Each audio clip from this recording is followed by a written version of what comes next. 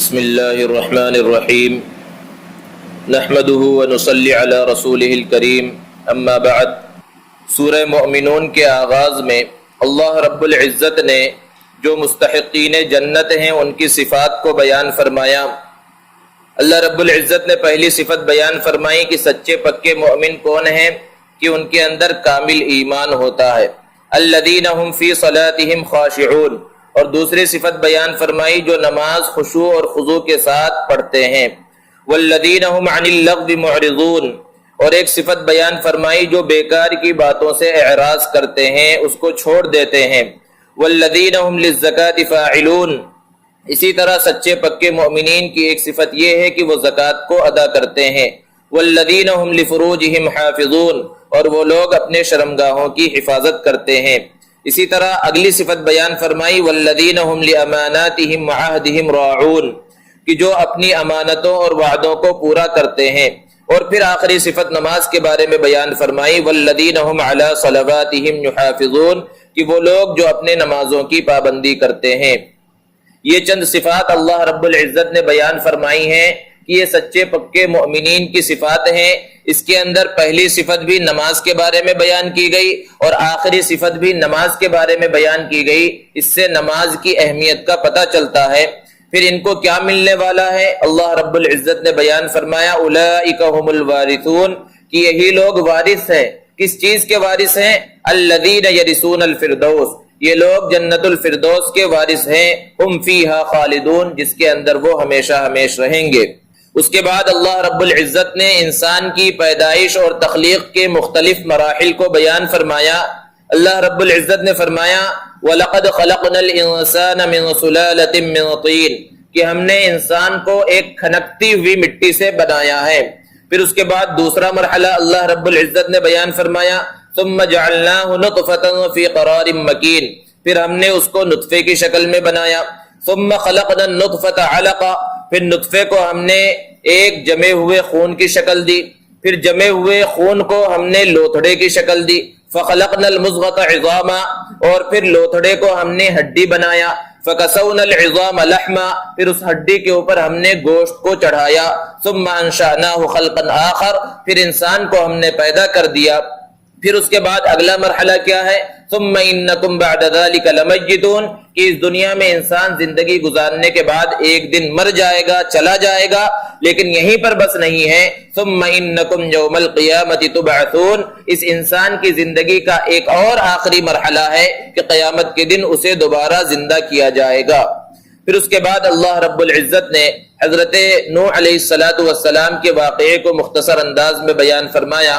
اور پھر اس سورت کے سورہ مؤمنون کے آخر میں اللہ رب العزت نے اپنے سے مانگنے کا طریقہ بیان فرمایا، بندوں کو سکھلایا کہ وہ کس طرح دعا کیا کریں۔ اللہ رب العزت نے ارشاد فرمایا ربنا آمنا فاغفر لنا وارحمنا وانت خیر الراحمین، کہ اس انداز میں دعا کرنی چاہیے کہ ہمارے پروردگار ہم نے ایمان قبول کیا، لہذا ہماری مغفرت کر دیجئے، ہم پر رحم فرمائیے، اور آپ سب سے زیادہ رحم کرنے والے ہیں۔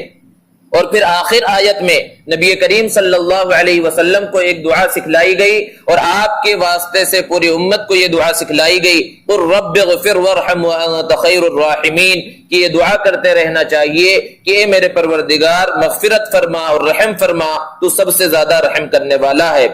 اس انسان کی زندگی کی حقیقت کیا ہے، اس دنیا کی حقیقت کیا ہے، قیامت کے دن پتہ چلے گا۔ اللہ رب العزت قیامت کے دن سوال کریں گے کہ کم لبثتم فی الارض عدد سنین، کہ زمین میں کتنے دن رہے تھے، کتنے سال رہے تھے۔ تو یہ انسان اس زندگی کو کتنی حقیر سمجھے گا، وہ جواب دے گا لبثنا یوما او بعض یوم، کہ ہم زندگی کے اندر دنیا کے اندر ایک دن یا آدھا دن گزار کر آئے ہیں، جبکہ اسی زندگی اور اسی دنیا کی خاطر انسان ساری تگ و دو اور محنت اور کوشش کر رہا ہے۔ اس کے بعد سورہ نور ہے۔ اس سورت کا نام نور اس وجہ سے رکھا گیا کہ آگے چل کر نور کا تذکرہ آیا ہے کہ اللہ نور السماوات والارض، تو چونکہ نور کا لفظ آیا ہے اس لیے پوری سورت کا نام نور رکھ دیا گیا۔ بعض مفسرین نے بیان فرمایا کہ اس سورت کے اندر اللہ رب العزت نے ایسے احکامات کو بیان فرمایا ہے کہ اگر انسان ان احکامات پر عمل کرے تو اس کی زندگی منور ہو جائے، روشن ہو جائے، اس وجہ سے اس کا نام سورہ نور رکھا گیا۔ اس سورت کے بارے میں اللہ کے رسول صلی اللہ علیہ وسلم نے ارشاد فرمایا کہ اس سورت کو اپنی عورتوں کو سکھایا کرو۔ حضرت عائشہ صدیقہ رضی اللہ تعالی عنہا بھی خواتین کو اس سورت کو سیکھنے کی تاکید کیا کرتی تھی۔ بہت سے احکامات اللہ رب العزت نے اس کے اندر بیان فرمائے ہیں۔ اس سورت کے آغاز میں اللہ رب العزت نے زنا کرنے والے مرد اور زنا کرنے والی عورت کی سزا کو بیان فرمایا اور ارشاد فرمایا کہ اگر زانی پکڑے جائیں فجلدوا کل واحد منہما 100 جلدہ، تو انہیں 100 کوڑے لگائے جائیں گے، مرد ہو یا عورت۔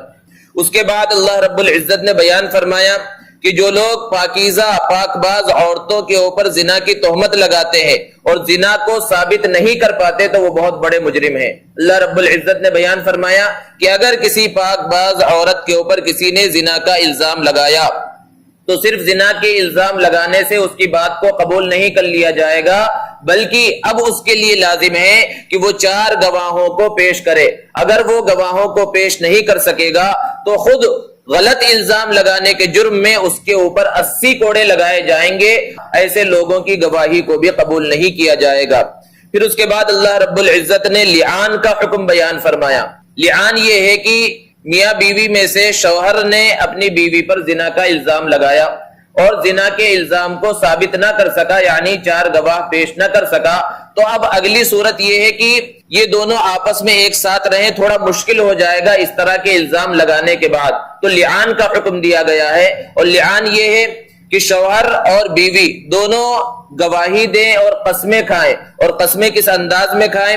اللہ رب العزت نے بیان فرمایا کہ سب سے پہلے مرد 4 مرتبہ اس بات کی گواہی دے کہ میں سچ کہہ رہا ہوں، میں سچا ہوں، اور 5ویں مرتبہ میں اس طرح گواہی دے، یہ بات کہے کہ اگر وہ جھوٹا ہے تو اس کے اوپر اللہ کی لعنت۔ پھر اس کے بعد 5 مرتبہ عورت کو گواہی دینا ہے، 4 مرتبہ اس بات کی گواہی دے کہ شوہر جو کہہ رہا ہے، جو الزام لگا رہا ہے، وہ اس الزام کے اندر جھوٹا ہے، اور 5ویں مرتبہ یہ بات کہے کہ اللہ کا غصہ اور اللہ کی لعنت اس کے اوپر نازل ہو اگر وہ سچا ہے، یعنی اس کا شوہر سچا ہے۔ پھر اس کے بعد اگر یہ لعان کر لیں تو ان کے درمیان جدائیگی کر دی جائے گی۔ پھر اس کے بعد اللہ رب العزت نے واقعہ افک کو بیان فرمایا۔ سیدنا عائشہ صدیقہ رضی اللہ تعالی عنہا جو ام المؤمنین ہیں، سارے مسلمانوں کی ماں ہیں، ان کے اوپر منافقوں نے تہمت لگائی تھی زنا کی۔ اللہ رب العزت نے قرآن مجید میں 10 آیتوں کو نازل فرما کر ان کی براءت کا اعلان کیا۔ زنا کے الزامات اس سے پہلے بھی نیک لوگوں پر لگتے رہے۔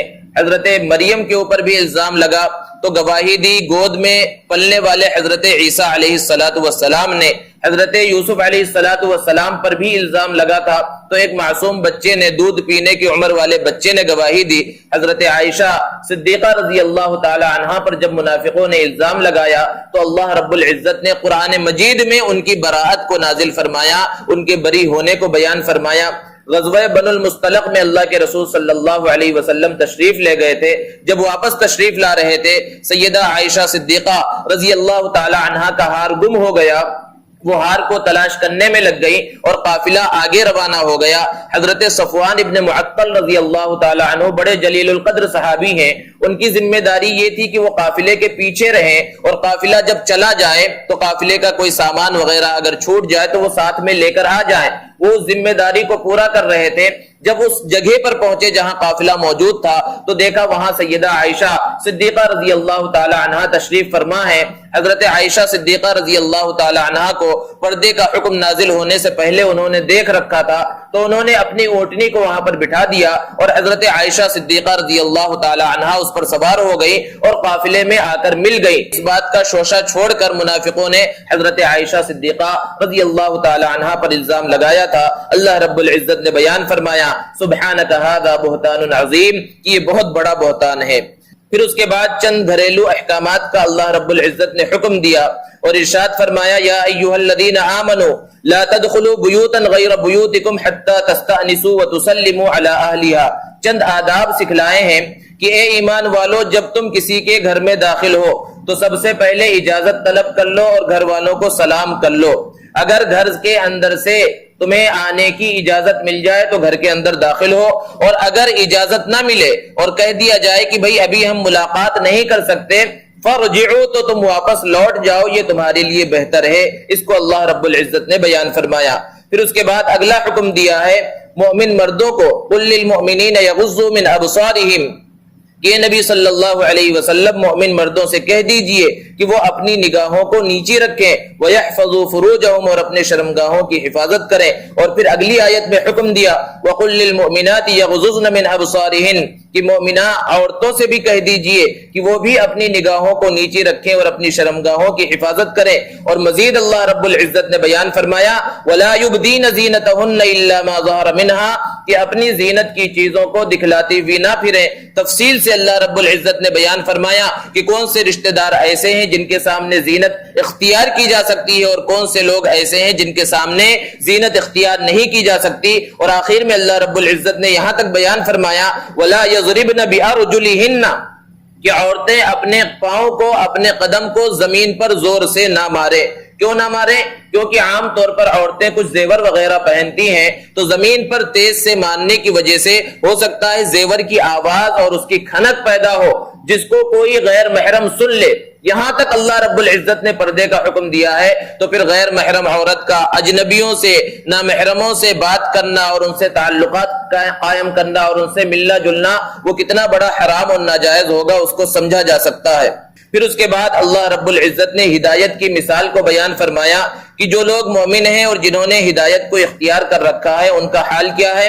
اللہ نور السماوات والارض مثل نورہ کمشکات فیہا مصباح کہ ایمان والوں کی ہدایت کی مثال ایسی روشنی کی ہے کہ ایک چراغ ہو اور اس چراغ کو ایک تابدان میں ایک طاق کے اندر رکھ دیا گیا ہو اور طاق بھی کیسا ہو کہ ایک طرف اس کی روشنی پھوٹ رہی ہو اور اس چراغ کے اندر جو تیل ڈالا گیا ہے ایک مبارک درخت زیتون کا تیل ڈالا گیا ہو تو اس کی روشنی جیسے ہے بالکل ایک مومن کی ایمان کی اور ہدایت کی روشنی اسی طرح پھوٹتی ہے اور اس سے روشنی نکلتی ہے.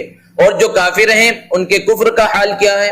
اللہ رب العزت نے بیان فرمایا کہ جو کافر ہے ان کے اعمال کا حال کیا ہے. اللہ رب العزت نے بیان فرمایا کسراب بقیعۃ یحسبہ الظمآن ماء کہ وہ ایک سراب کی طرح ہے کہ کھلے میدان میں ہو اور سخت پیاس لگ رہی ہو تو ریت کا کوئی ٹیلا دور میں نظر آتا ہے اور دور سے دیکھنے میں وہ ریت نہیں بلکہ پانی نظر آتا ہے اور پانی سمجھ کر جب انسان اس کے قریب جاتا ہے تو دیکھتا ہے وہ تو ریت کا ایک ٹیلا ہے اور ریت کا میدان ہے. تو بالکل جو اپنے اعمال کو اچھا سمجھ رہا ہے کافر جب قریب جا کر دیکھتا ہے تو وہ برے اعمال ہوتے ہیں اور ان کی کوئی حقیقت نہیں ہوتی. اور ایک دوسری مثال اللہ نے بیان فرمائی کہ ان کے اعمال کی مثال ایسے ہی ہے جیسے کہ سمندر کی تہ بتہ تاریکی ہے تو تہ بتہ تاریکی ہے تو اس تاریکی کے اندر انسان کو اپنا ہاتھ بھی نظر نہیں آتا. بالکل اسی طرح ان کے جو اچھے اعمال بھی ہیں چونکہ ایمان ان کے اندر نہیں ہے تو ایمان کے نہ ہونے کی وجہ سے ان سب اعمال کا کچھ بھی فائدہ نہیں ہے. اس کے بعد اللہ رب العزت نے چند اور احکامات بیان فرمائے. جب کسی کے گھر کے اندر انسان داخل ہو تو سلام کر لے. اللہ رب العزت نے بیان فرمایا فَإِذَا دَخَلْتُمْ بُيُوتًا فَسَلِّمُوا عَلَىٰ أَنفُسِكُمْ تَحِيَّةً مِّنْ عِندِ اللَّهِ سلام کا حکم دیا گیا ہے.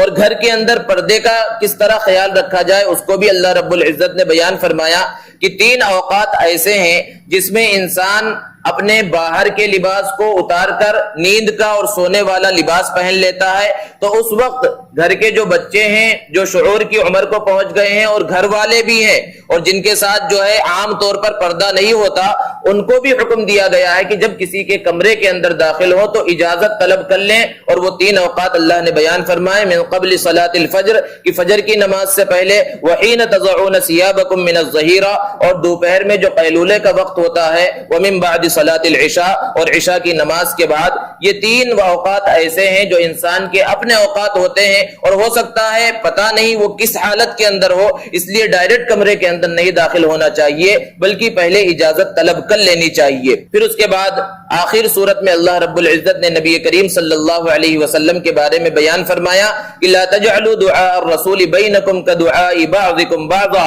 کہ نبی کریم صلی اللہ علیہ وسلم کو اس طرح مت پکارو جس طرح آپس میں ایک دوسرے کو پکارتے ہو. اسی لیے صحابہ کرام رضوان اللہ تعالی علیہم اجمعین کی ہم سیرت کو اٹھا کر دیکھیں کبھی بھی ایسا نہیں ملتا ہے کہ صحابہ نے نبی کریم صلی اللہ علیہ وسلم کو نام کے ذریعے مخاطب کیا ہو. اللہ کے رسول صلی اللہ علیہ وسلم کو یا رسول اللہ یا نبی اللہ اس انداز میں صحابہ کرام مخاطب کیا کرتے تھے. اللہ تبارک و تعالی ہم سب کو قرآن مجید صحیح طرح سے سمجھ کر پڑھنے کی اور اس پر عمل کرنے کی توفیق عطا فرمائے. وآخر دعوانا